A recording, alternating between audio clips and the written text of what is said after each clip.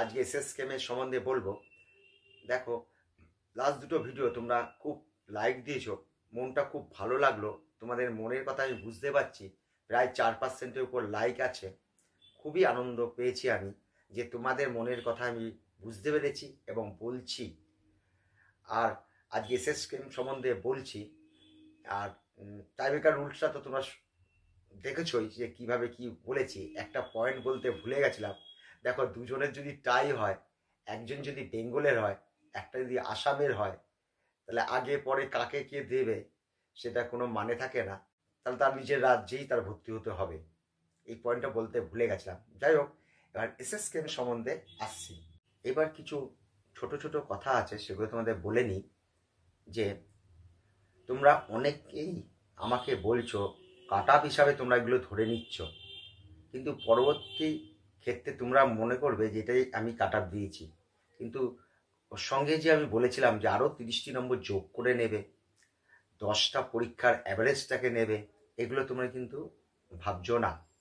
দেখো, prediction, expected cut off আর final cut off, তিনটে মধ্যে অনেক পার্থক্য আছে। ওই জন্য কিন্তু আমি বোর্ডে লিখিনি।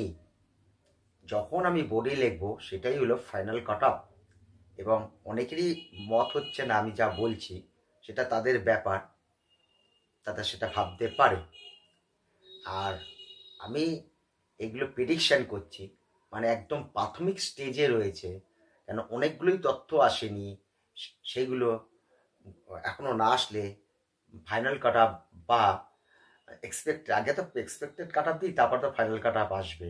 এতগুলো ধাপগুলো আছে, তোমরা সব মিশিয়ে ফেলছো, এই জিনিসটা খেয়াল করবে।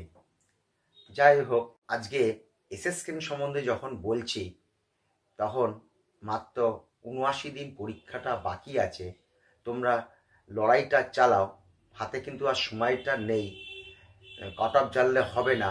লক্ষ্যমাত্রা কিন্তু 720-তে 720 রাখতে হবে তোমাদের।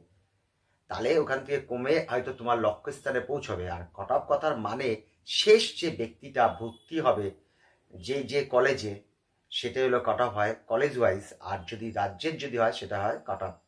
তোমরা যদি লাস্ট ব্যক্তির সিটটা ধরার লড়াই করো, তাহলে কিন্তু তোমরা বিপদে পড়বে। লড়াইটা চূড়ান্ত পর্যায়ে নিয়ে যাও। বাঁচতে গেলে লড়াই করতে হবে। এখন শুধু পাখির চোখ দেখলে হবে না, তোমার চোখের সামনে যেন পাখির মনিটা আসে, এইভাবে তোমাকে লড়াইটা করতে হবে। দেখো, আমি বলেছিলাম যে ইউআরদের 628 ধরতে পারো, এবং প্রত্যেকটা পরীক্ষা যে মক টেস্টগুলো হচ্ছে সেগুলো যেন তার উপরে থাকে। এই মুহূর্তে আজকে প্রায় 10 দিন হয়ে গেছে। এখন বলছি অন্তত 15টা পরীক্ষার অ্যাভারেজটা ওর থেকে 5 অন্তত বেশি রাখো। কেননা নিট এমনই একটি পরীক্ষা, প্রায় 2020 পরীক্ষার মতন। একটা ভালো ছাত্র সেদিনকে পরীক্ষা হলে ম্যানেজ করে আসতে পারে না, সময়ের কাছে তার মাথা নিচু করতে হয়। যারা টপার আছো তারা ভালোভাবে আমার কথা উপলব্ধি করতে পারছো। 2টো টপার 3টে টপার যারা আছো, এখন এই অবস্থায় গিয়ে দাঁড়িয়েছে, সিটের তো বাড়ার কোনো সম্ভাবনা আমি দেখতে পাচ্ছি না। জানি না শেষে কি হবে। এখন যেন 5 ওভারে খেলা হলেই ভালো, এমন একটা লড়াই, হীরের সঙ্গে হীরের লড়াই।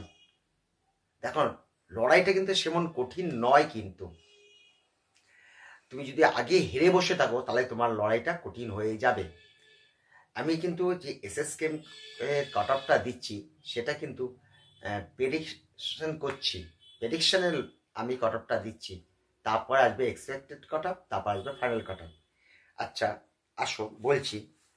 ইউআরদের আমি 677 মনে করছি ইউআর, আর ওবিসি এ আর ওবিসি বি 3টে 6, মানে 666। ইডাব্লিউএসটা তো বলাই যায় না, এরা নিয়মের উপর নির্ভরশীল, পেপারের উপর নির্ভরশীল।